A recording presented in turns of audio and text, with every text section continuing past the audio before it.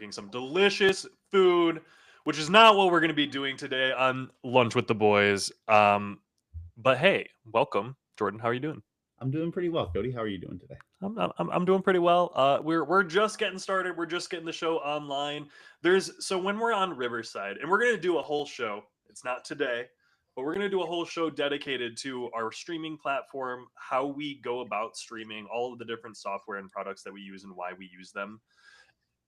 I notice we use Riverside for a lot of our streaming. There's this little like purple button that goes to an upload speed. It starts at like 0% and it has to go all the way to 100% for I think it's upload quality and all of that for our stream and video and audio. So when that's going on, I almost want to pause and have a slow intro kind of like this, but I know those first 7 seconds of every live are supposed to be so important.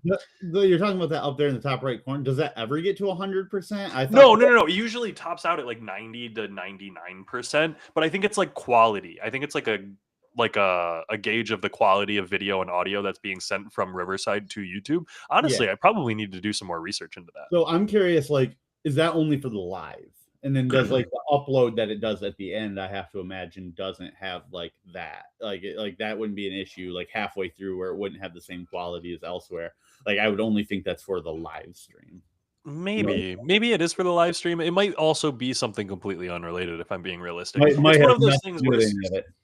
well, it's as soon as you have a bar that goes from 0 to 100, you're like, I need to wait until it gets to 100 because that's when it's done loading and we can start. My gamer mind comes out.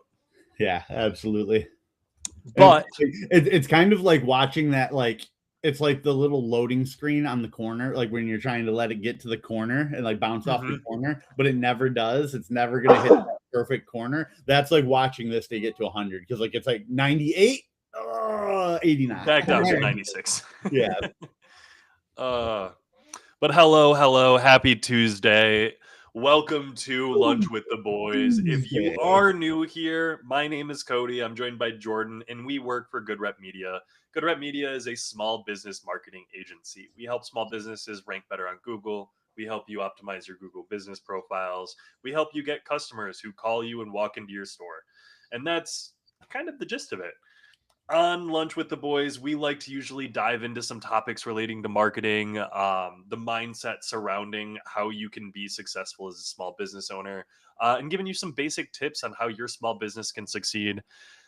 In that vein, Jordan, today I really wanted to talk about some of our success cases. I want to basically lead us through a journey of where we started with like our SEO knowledge, one of our first projects, and kind of where we're at now, because I think we've both grown a lot, like professionally, personally, like, oh my goodness, with my education levels in SEO.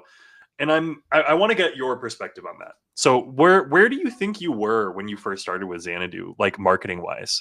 So marketing wise, like as far as like web design and like, you know, like website building and stuff like that, the experience I had was design school. I had learned a little bit of like HTML coding and CSS and stuff like that, but like all of it by hand. Like I didn't learn like builders or anything, WordPress or like anything like that.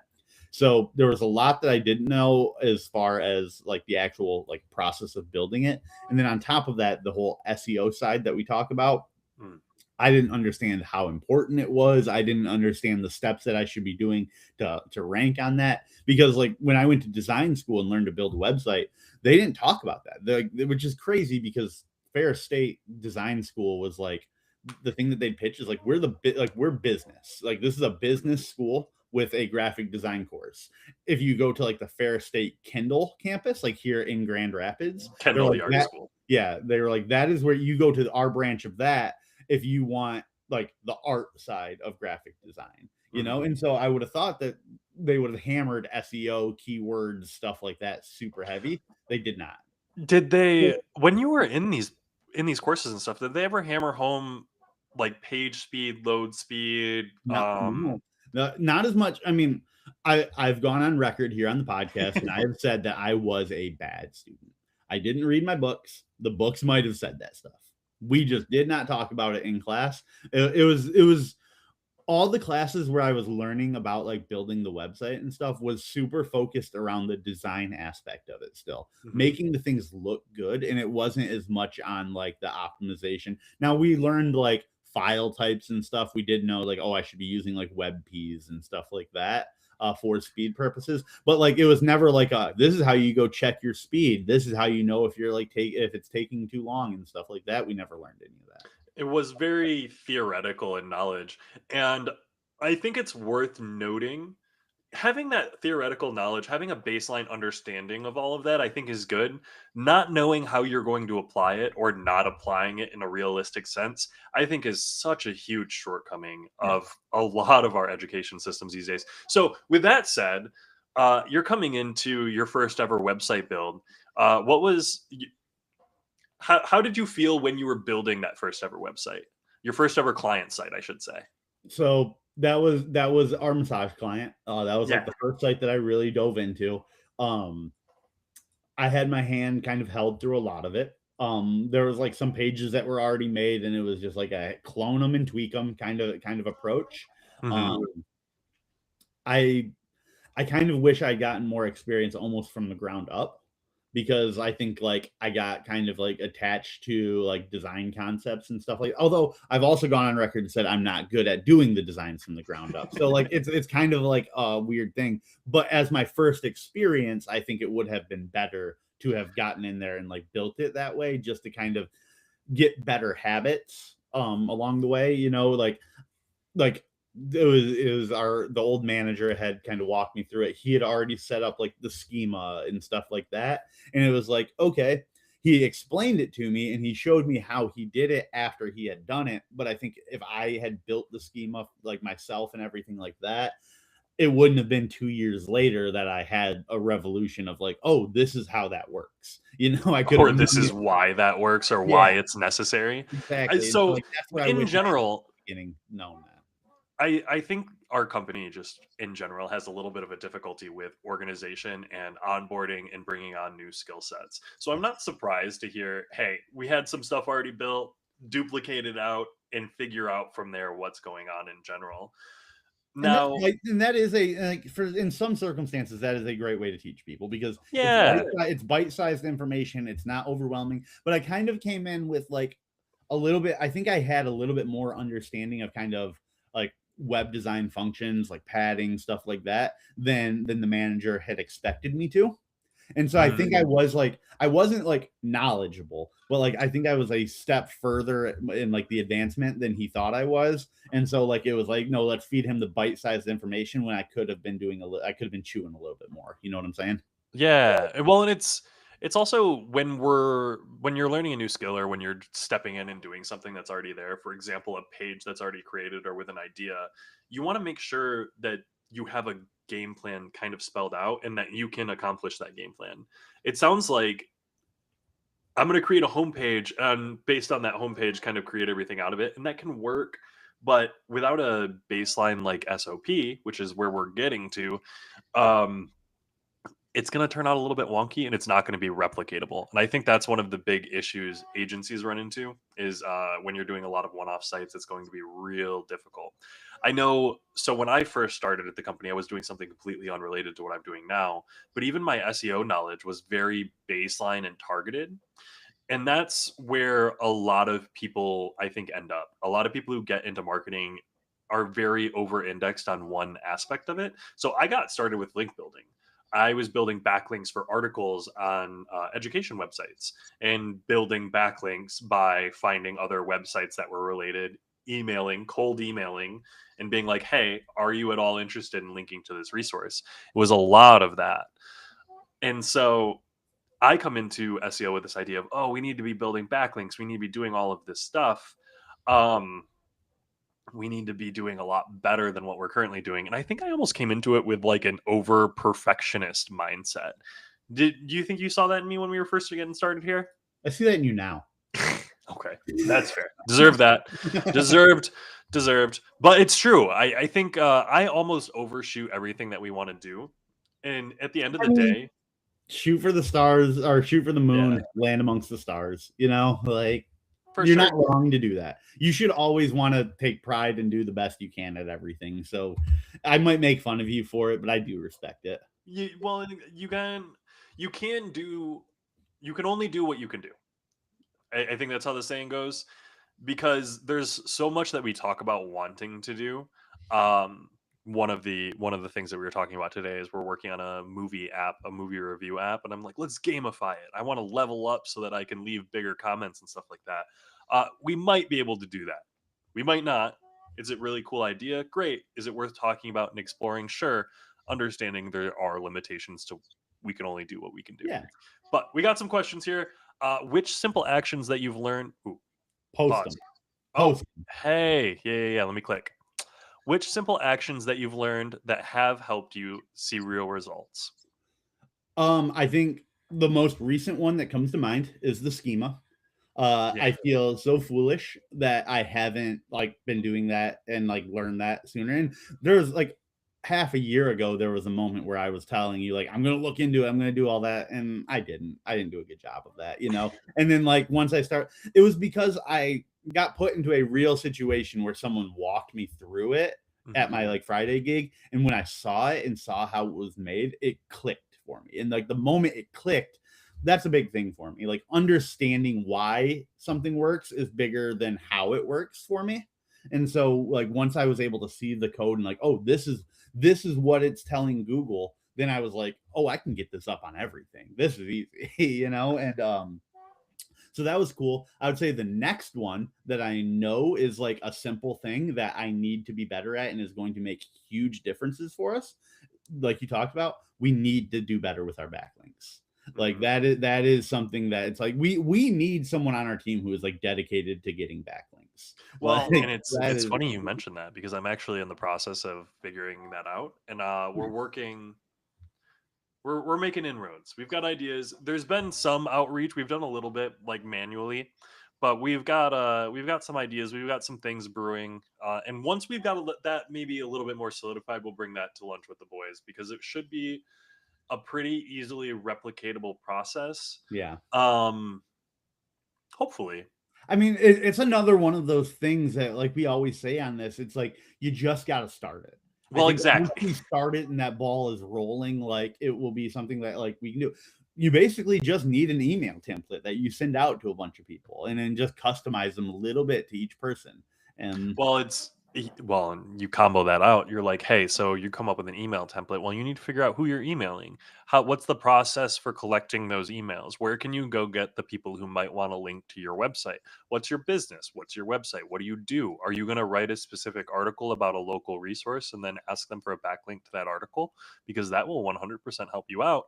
For example, if you are a lawn care company and you want to partner with a local food bank or a nonprofit and donate or go provide services to them for free and be like, hey, we're partnered up. Will you backlink to us? That's a really neat service that you can do, and you get a payoff that they can offer for free because they own a website.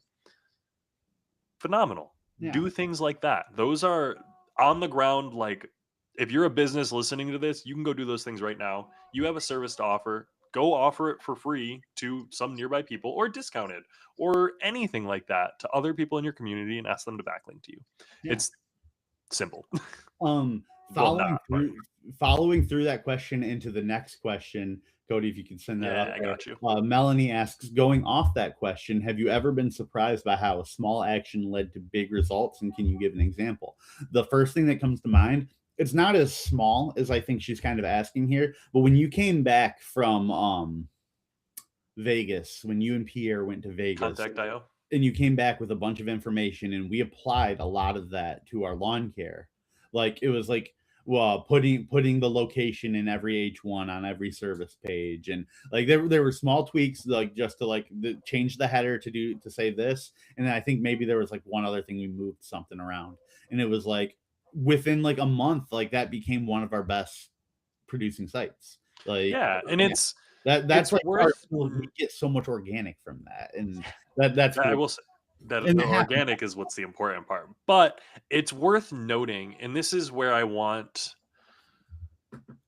to kind of draw a parallel here, or maybe draw a little bit more attention to this. When we went to that event, we had a general knowledge of SEO.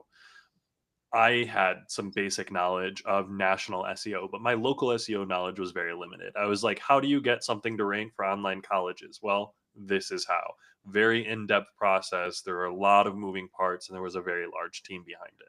Well, that's not necessarily an option when you are working for a small business or you're working for an agency that's going to be supporting local businesses. So, how do you help those local businesses? And those little updates, those little tweaks are all very easy to do. Page title, metadata, make sure that they are optimized for local, include your phone number and your zip code and your location so that all of that is cohesive across all of your platforms. There's just a lot of this. We talk about it on the show a lot. There's a lot of this. Think about it a little bit and you'll understand, oh yeah, of course, that makes a lot of sense. Mhm. On your Google business profile, list out all of your services, every single one, give them a description. On your, website, make sure you have a page dedicated to all of those services that is relevant. And there's a lot of work that goes into creating all of these things, but anyone can really go do it.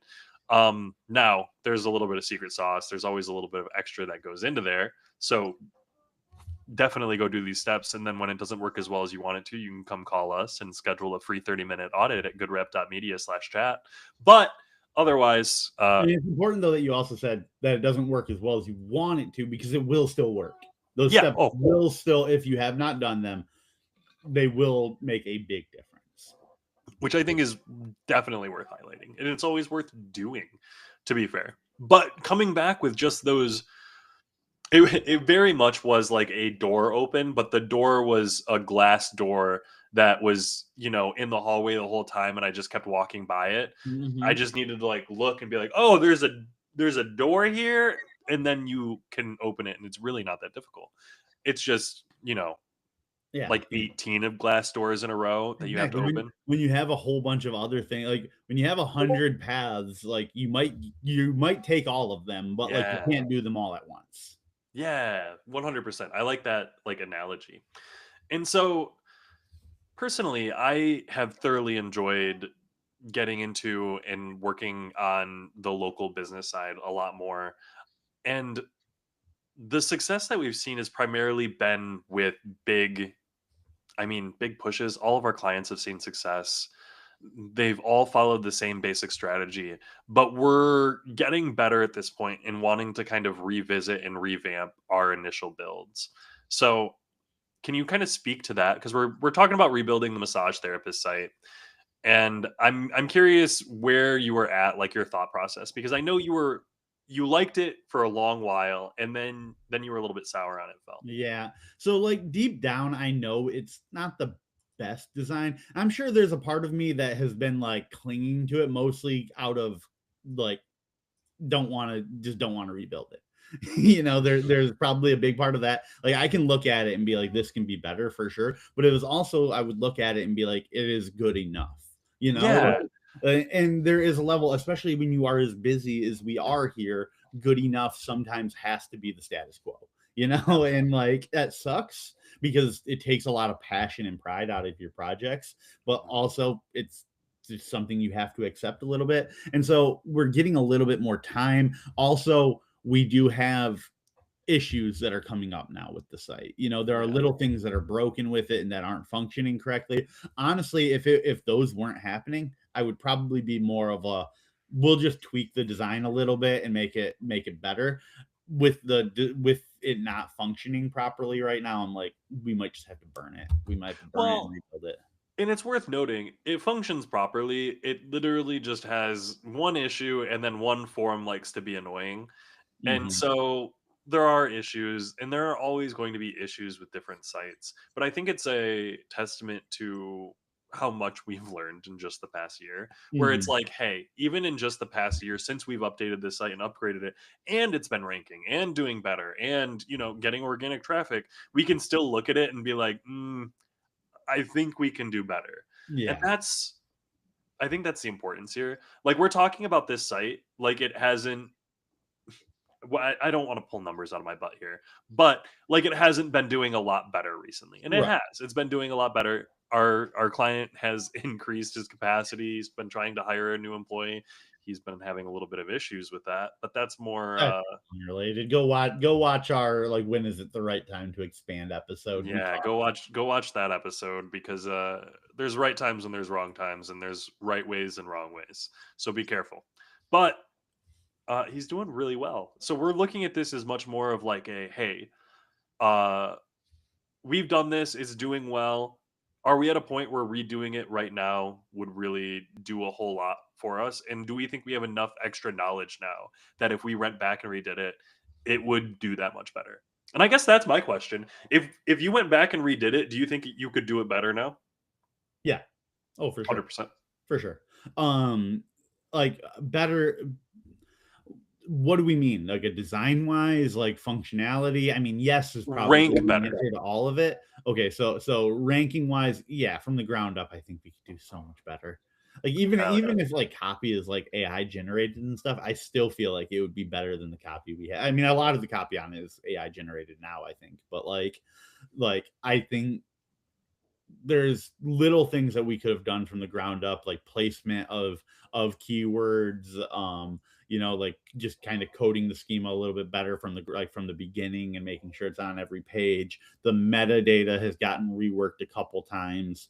Like there's Mhm. just little things that definitely from the very beginning, if they were done right, I think would have established a better authority for the Yeah. website. And then the changes we've made since then would only be amplified because of that. Yeah. And see, I'm over here personally when I look at it, the biggest advancement for me would be like load speeds and general like usage and design because the consistency on all the pages is really good. I just really dislike some of the loading. Yeah. I mean, And that we is personal. It is also like design choices at the end of the day. like 3 Some or of 4 those months design ago, choices. we hit an issue where it was loading very, very Yeah. slowly. Like super like now it's not super fast, but it was like slow. And so I ran like an optimizer through it and I did a bunch of things and we have gotten the speeds much better on it. But yeah, no, there's definitely little things. And I don't know if it's like the assets, if it's maybe some of the images, even though all the images have been squished. And that's another one of those things like knowing what I know now, there would have been a lot of assets that would have just been formatted differently as they were being made versus going back and trying to Where they're fix at. them. Yeah. Which is, I think that is one of those issues. But we do have another question.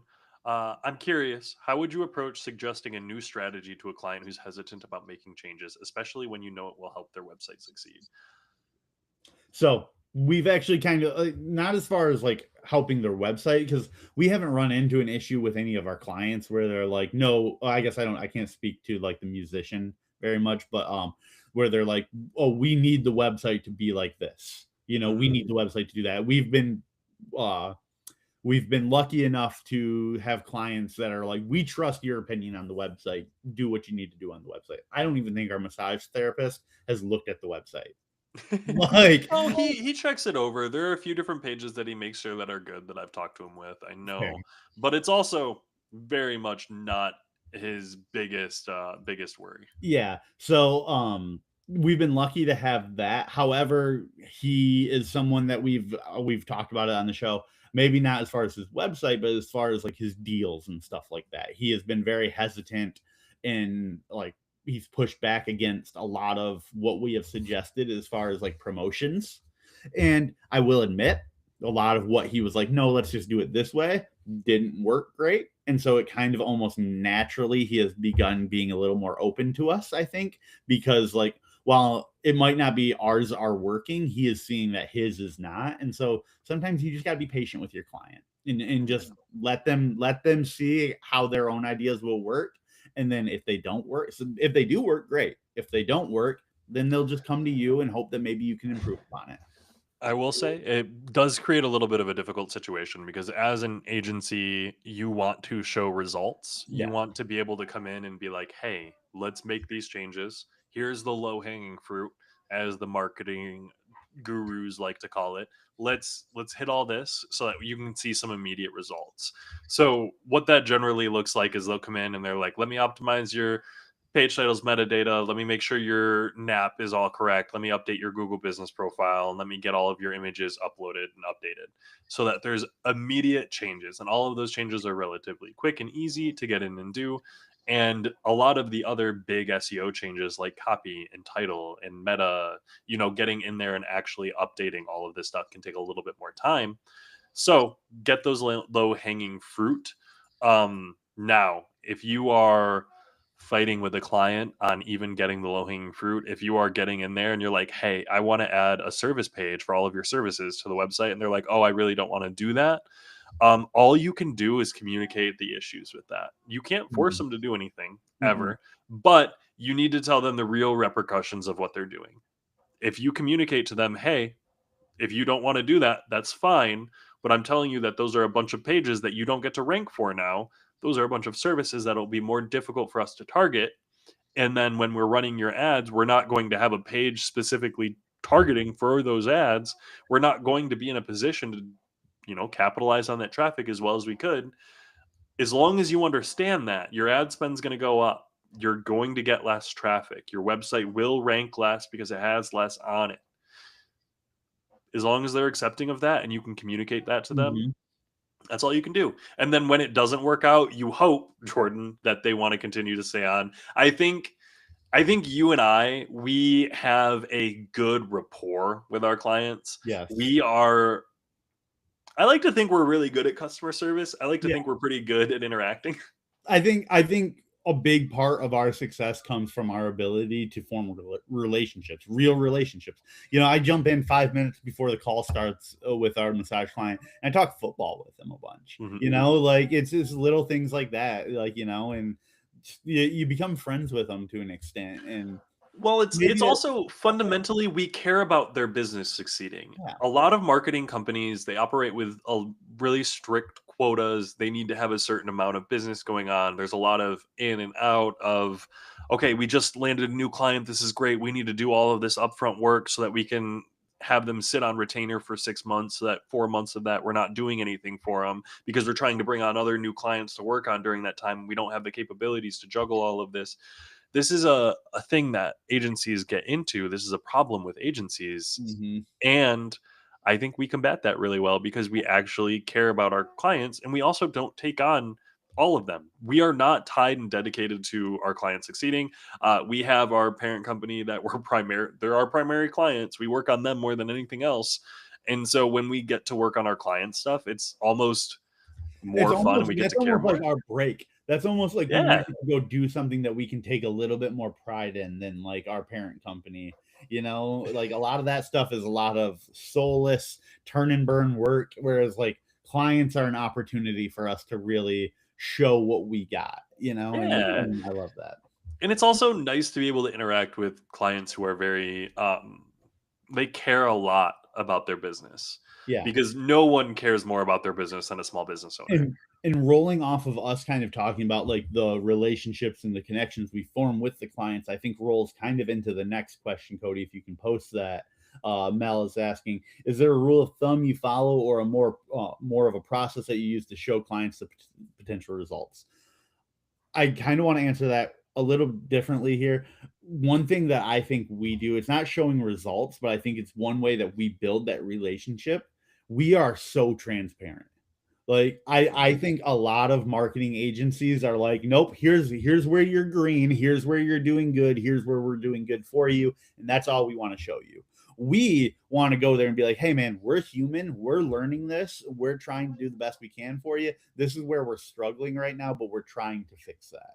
And I Mhm. think that that goes a long way in building trust and just Trust like and kind of authenticity, man. Trust and authenticity are huge. Absolutely. I would also like to say our old manager was really good at like when Mel's asking about like potential results. I saw him like go into sales pitches where like he would have a whole document of like potential forecasting that he would do, where it's like, oh well, if we can get you to rank here, if you're in the top 5 searches, it looks like based off SEMrush, this search is searched X amount of times in the United States per year. That means if you can only get 15% of those, that means your organic traffic goes up this much, which looks like you convert at this rate, which means if your traffic goes up that much, you make this much more. The problem with that was we would hit points where we didn't meet that. It was like, yeah, if we can get you in the top 5, all this stuff can happen. But by the time that the contract was done, he wasn't even in the top 10, Yeah. and so it was like, cool, you like that can bite you really bad if you're like, here's exact numbers that we're going to get you to, if you can't actually back that up yet. Well, and it's more so, I think with us, we are not promising numbers generally, and we can. I will say we have the capability, and having numbers is good. I will run all of those numbers for you. I will look at your ability to rank higher. If you want to see what being massage therapist number one in your city would be, I can tell you how much traffic you would generally get. But it's more relevant for you to understand the realities of your situation and where you are going to rank. For example, we're in Grand Rapids. We have a lot of spas. We have a lot of different massage therapy places that are very big, nationally ranked. They're pushing all of this crap. So how do we rank our massage therapist client? Hyper specific and hyper service specific.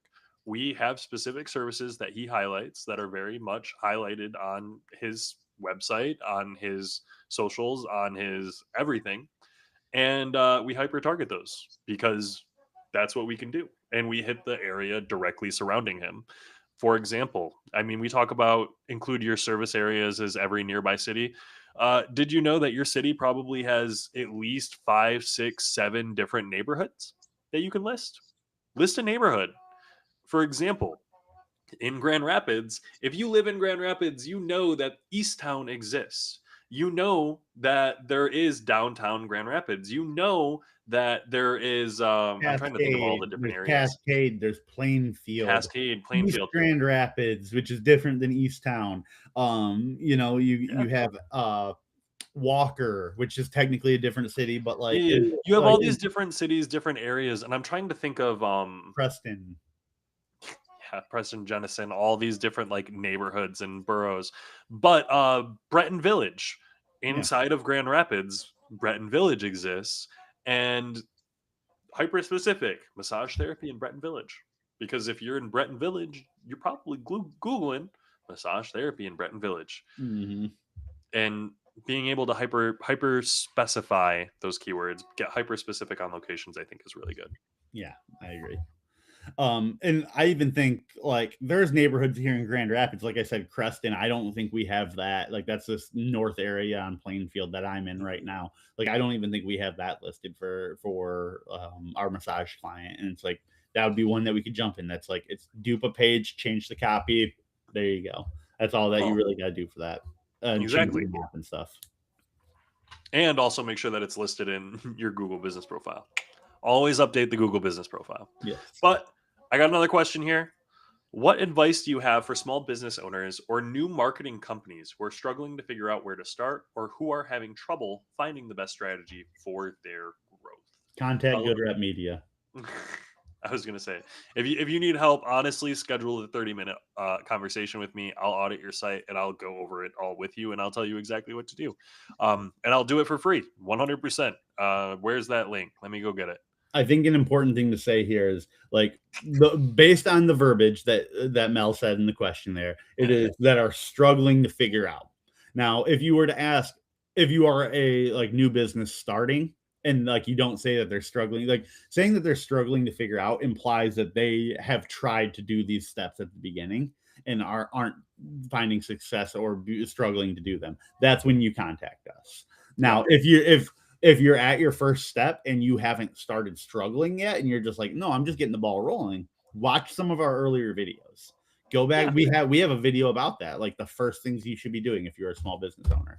Go back, watch those, do the steps. Cody, you list them out in a great way, a great, easy, bite-sized information, easy to understand. go through, do those steps. And after that, if like you struggle with those steps, then my advice to you would be contact us. Yeah. At the end of the day, we'll help you out. We're here to answer questions. We're here to do that job. That is what I spend almost all of my time doing. If I'm not doing that, I'm doing this. So, yeah, contact us. At the end of the day, if you want to tackle this all on your own, the checklist is make sure your Google business profile has your name, address, and phone, all of your services, all of your areas in your proper information. Build a website. Make sure your website's good. It accomplishes everything that you need it to do. Have social media, and that's kind of it. Yeah. From my side of it, that number 2 step of your website doing all the things it needs to do, just make sure the key things you want to do, make sure you have your keywords that you're targeting, your locations that you're targeting, have a site map, have it set up to your Google Analytics, your Google Search Console. Make sure you have like your address listed on the site, name, address, phone, same across everything as we preach. Then, like I've learned and I've said a few times on this, make sure you have schema up that is accurately telling Google what your website does. That is a big thing. And then your metadata. Make sure you have descriptions and make sure you have titles. And if that sounds like a lot, that's why we suggest that you schedule and you talk to us. Because at the end of the day, this is going to be your easiest option. It will accomplish what you need it to accomplish, and probably for a lot cheaper than you're thinking. But yeah, I think there's It's a funny because it's like I said like 4 things, but it does feel like that was 1,000 things. well, it's funny because you name those 4 things and none of them are terribly difficult. Not Like a, if you Google them, Google can tell you how to do it. At the end of the day, Chat GPT can probably do this whole thing somehow. It's Chat GPT is listening to us, is doing it on all of our sites right now without us needing to do anything, because that's how the world is going to be working soon. But for right now, I mean, yeah, Mhm. contact us and we'll help out because it's a lot and you'll probably skip steps. Now, with that said, I think our most successful client is probably the lawn care company. And I Okay. As far why as like a raw organic traffic way goes, like yeah, I'd say. Um it's tough to say with like the massage client because it's like how much of that is actually our doing and how much of it is also like just his community that he brings in. I think that he's kind of got himself a little following before we were there. So it's hard to say that we've given him success, but the fact of the matter is we don't see his numbers, but he is growing. You know, oh, like oh like brother, this is where you ask me the question because I have his numbers and I can tell you do, do exactly how you many brand new customers we've brought him that he did not have himself. gotcha, fair And enough. it's half or more of his current business is from us. That's awesome. Yeah. That's amazing. Yeah, Yeah, it's about 60% total of his new customers this year are from us. that's awesome. That's And really I awesome. can't say that it's directly from us. I can attribute it to being brand new, never booked with him before, Yeah, never have whatever. So it might be new people that he's met, referrals from his old people, but based on new people he's added to his list, half of his clients this year, which is pretty that, sick. that is really cool. That's really cool. I like to think of it as we've doubled his clientele, which is insane, like flat out. That's why we're around, and that's why he is very much excited to continue working with us. I But think the go for it. really quickly we go back on one of Mel's questions where she asked, like, as a rule of thumb, like, what's a process you use to show clients potential results?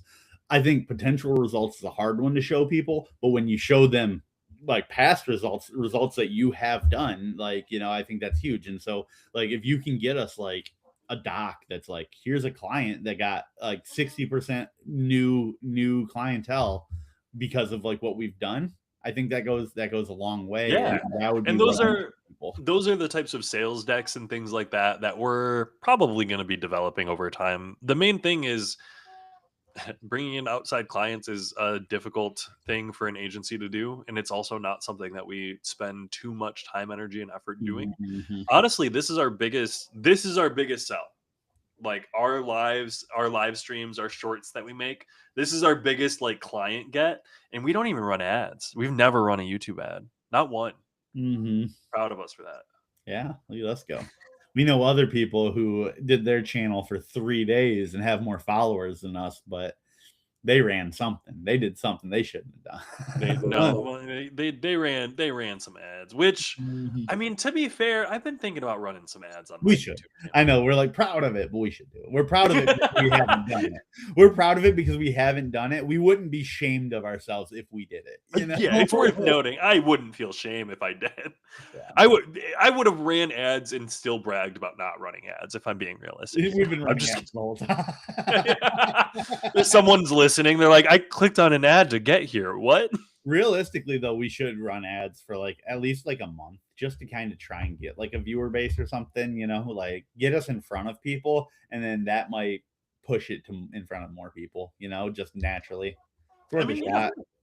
I'm down for that. The main thing is I don't know how we would want to go about running a YouTube ad. If we want to just promote for followers or viewer base, if we want to create like a specific video to promote, because I think it's on a per video basis for promoting on YouTube. Probably. I do see another question here before we get too far off topic because I will 100% get in here about like running YouTube ads because I'm like I got some ideas. I'll be real, man. I've got a Chocobo Magic the Gathering bundle over here that I'm about to open on my You about to YouTube go on channel. lunch and just rip some packs, dude? You go live and rip some packs on lunch? No, dude, I've had this thing since Friday and I want to open it so bad, but I haven't like I want to get a But you gimbal. got to be on camera when you do it, you shall or shill. Dude, I'll be real, and this is awful. This is Gamblers 101. So I'm talking about it to call myself out so it doesn't turn into anything worse. I 100% justify buying Magic product with the idea that I'm going to open it on camera and upload it because then it has value beyond me just opening it. I mean, that is more value than just opening a pack. It is. Fundamentally, I'm not lying. Infinitely more value than most people opening packs because even if you open, a lot of people open $1,000 card will never sell that card. You know, Yeah. so it's Well, like, I mean, the most expensive card I've opened, I have not sold, and it is indeed sitting framed on my mantle. I mean, that's also cool though to like frame it. That's better than it going in the deck box and then just Yeah, like it never coming out or seeing the light of day again. Mhm. But I did realize over time, if you look around this room, my office here, uh, I've got a lot of random Pokemon stuff. I sit there and I stare at the Espeon like almost the entire time because I think that that's like the best placement for my eyes on the camera. You've associated with it. You're like, where's my webcam? If I look at the Espeon, it looks. The problem is I can't like you look at the webcam and be like, okay, where should my eyes be? But the problem is when you're looking at the webcam, you're not looking at the screen. So I have no idea how I look right now. I could look crazy. But I feel like if I lower it a little bit to about right here, not looking at you, because when I look at you, I'm looking down. But if I look right above you, right over here at these, honestly, that does look really good. That's probably the best view right there. The whole time. This is so I'm sitting here making direct eye contact. Is that too much? I've never noticed it. It's not like you're actually making eye contact with me is the thing. I guess there are two things that I look at and none of them are you. One of them I look at like the Espeon over your shoulder, and then the other thing I will sit there and I will stare at me like I am doing right now. See, I'll look at myself and like watch myself sitting there and talking and like making hand motions to make sure that I'm like on screen because I move a lot. I move way too much. That's my biggest thing. That's what I hate. And my movement isn't like hand motions. Like I would be more okay with that. My problem is I do like a little like shake and like bounce my leg, and I kind of got like little tiny movements. And something that I don't do other than when I am live, I bite my lip this entire time. You'll notice me. I'm sitting here going, and I don't do that almost ever. I'm only doing that when I am live on camera. I've noticed that. And so like my lip starting to get a little raw. I'm just like chewing on it. I got to figure out how to stop myself. I got to get like little like something sour and like put it there. Well, I'm like, I put it there. I'm like, you're gonna start doing zins, brother? Like what? Yeah, I gotta get little sour zins, dude.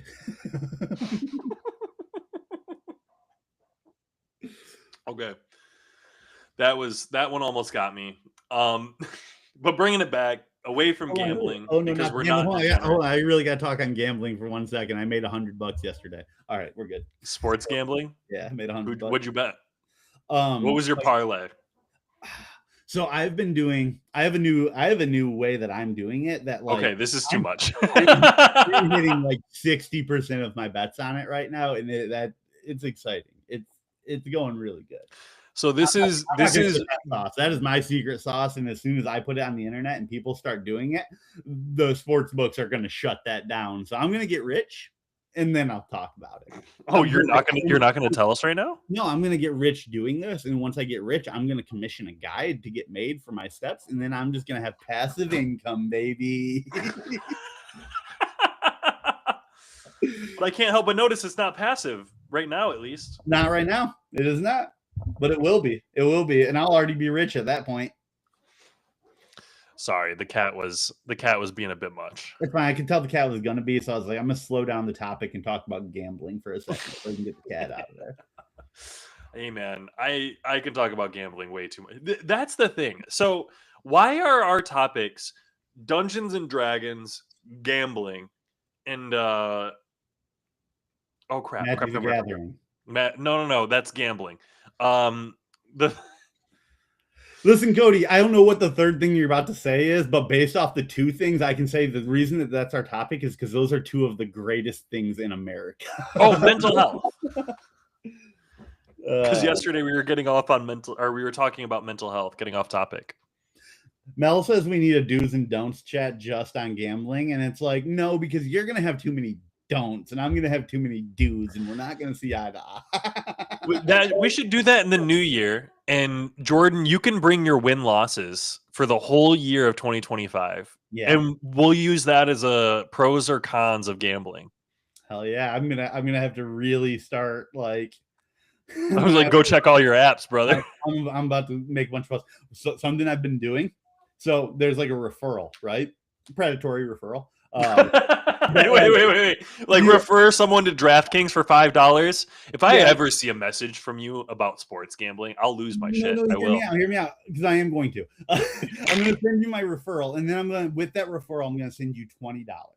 And then you just bet that on anything you want. I don't care. Because what that $20 is going to do is that is going to give both me and you $120 that we can then turn around and we can bet that on like Sherlock, like the Chiefs. This is a bad example because these are not good teams, but I feel like you'll understand this better. Like the Chiefs beating like the Dolphins, some like really bad team, you know, like where it's like that team is going to beat that team for sure. We'll just put all that money on that, and then we'll just get it back, and then we'll just be done.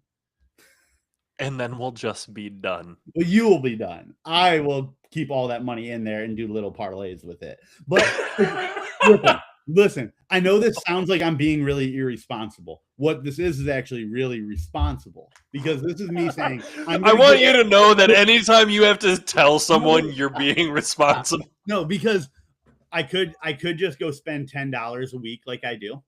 You know, $10 a weekend, whatever, not bad. Or I can take one weekend and I can give you $20, and then I have $120 to work with over the next 12 weeks. You know, what's the offer then? And I made $100 off free bets yesterday, so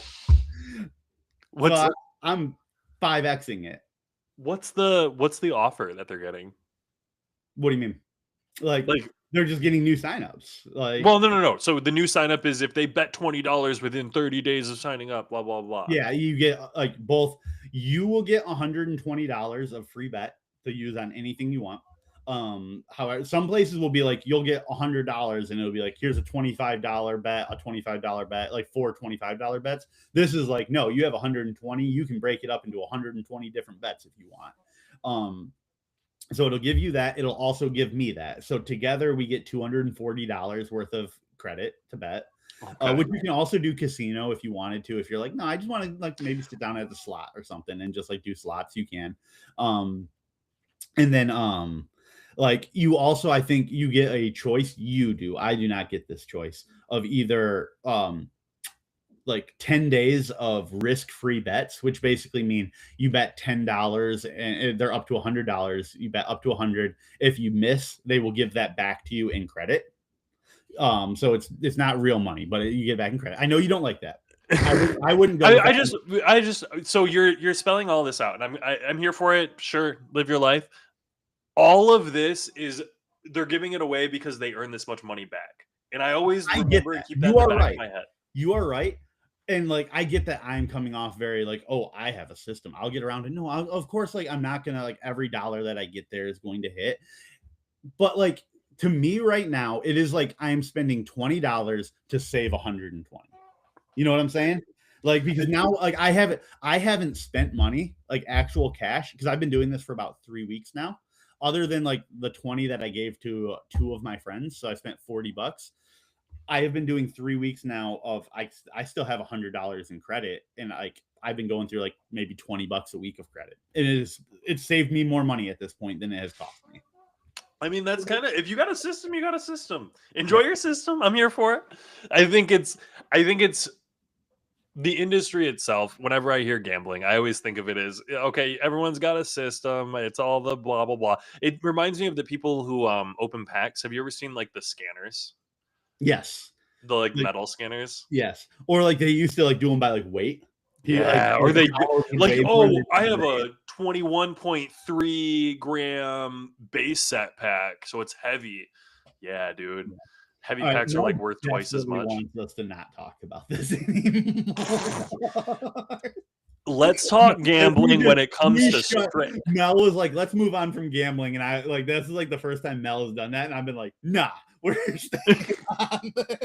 Jordan is exactly the person who the sports books want. The Maybe guy with this, no. no, 'cause I'm bleeding them dry. Well, and the thing is, so the people that you brought on and did that with, are they still using the app and using that money? And One of them is. One of them took all of it and like took it right to the casino and then like bet it and like hit and then cashed it all out. Like I was talking about, like you doing. oh Like they shit, went and basically put it all on red and then like cashed it out. props to them. I'm Yeah. here for that. But all right, let's get back on topic for the last couple minutes here. We don't have much time. The whole topic that we were getting on, if you're new, if you're joining us fresh, we're talking about some of our successes as a small business marketing agency. We are Good Rep Media. We help small businesses rank better on Google. We've helped some of our clients, well, we've helped every client who's come to us get better, at least on Google. And we're thinking about doing a couple of our sites over again. But I wanted to take a look at this question. How do you decide what's worth taking a shot on and what isn't? It's tough. That's a tough one to say because I think it's very dependent on your industry. Like some industries have higher risks with your gamble, some have lesser risks. I think ultimately risk analysis is going to be your first step. Hmm. You always want to see like, okay, you always want to look at things as if this doesn't work, what will I lose? And ultimately if the answer is something that you cannot lose, do not do it. Like there you should never be all in. Yeah. Like, as a matter of fact, you should be working to diversify your business as best as you can to make it so that you will never be all in or be forced into a situation in which you are all in. Yeah. And I'm just drawing this back to what are some of the ultimatums you face when working with a client? That was part of the previous comment that I missed. Um, That's a tough one too. I saw that, and it's like we haven't hit a lot of ultimatums with our clients. the the issues that we run into are a little bit different. We run into a lot of clients who are scared at doing big changes. They're scared at doing new things. They're scared at offering discounts because their livelihood relies on their services. So, how do you decide what's worth taking a shot on, what it isn't? Don't discount your main service to free and then, never do anything else and stop making money. You need to have risk assessment. You need to do exactly what Jordan said, see what's available to you. Um, but you do need to take risks. Uh, Discounting your main service by $5 so that you can get 20 more people to book, so that all of a sudden you're like, wait, I can hire a brand new therapist to take on all these extra people, and I can earn on them because I can try or pay them X amount per hour while getting all of the clients, because they're not getting the clients now. You just need to pay them an hourly wage. They bring in clients, you offer them referrals, you build up a system, you build up a business. And that's what you want to get into. And it's figuring out what the path forward is in addition to the risk. Yeah. So there's evolution to everything. You need to know where you're going and what your goals are. If you're a lawn care company and you're like, I want to open a new lawn care company in a new city, you need to be able to duplicate everything that you have currently. I wouldn't worry about adding new services. I would worry about nailing down exactly what your service is and being able to duplicate it all to the Yes. next location. Yep. I think having a clear goal in mind is huge for it, because if you don't know exactly what your goal is, and this goes to what you said there, it's like any risk you take, like you might not even need to take it if you don't know exactly what you're trying to accomplish. Like there's a lot of times you may be in a business situation where you're like, oh, I don't understand exactly why, but I get the feeling that this is going to improve like my standings. And it's like, there's a lot of opportunities that may look like that, but if you can't break down why or figure out what you stand to lose from pursuing that, maybe don't do it, Yeah. And if you're not sure on that, ask us. Always ask us. But at the end of the day, I also want to make sure that if you're a business owner, if you're someone who's doing these changes, don't overcomplicate things. No. Don't overthink it. Don't anxiety yourself out of making changes. If you are a lawn care company and you're looking at running a special because you are wanting to increase business before you do a big acquisition or something like that. I know our lawn care company that we were working with, they wanted to purchase another lawn care company to work for them. And so therefore they wanted to ramp up production, change up pricing, and do a couple different changes. So they did it. They had a plan. They had an actionable goal, and they accomplished the task. And that's good shit. I think that is the more important aspect of it. Yeah. When it isn't worth a shot is when you're not doing it. And I think a lot of business owners are really good at not doing things. Yes, very true. Very true. And obviously also is if the like a risk analysis is always going to tell you whether or not the risk is higher than the reward. Obviously, I think any situation ever where the risk is greater than the reward, that's a clear-cut sign to walk away from it. That is like this is not worth doing. If you stand to lose more than you'll gain. Yeah, and honestly, and I think that's obvious. That's obvious, but it is also still the answer to the question.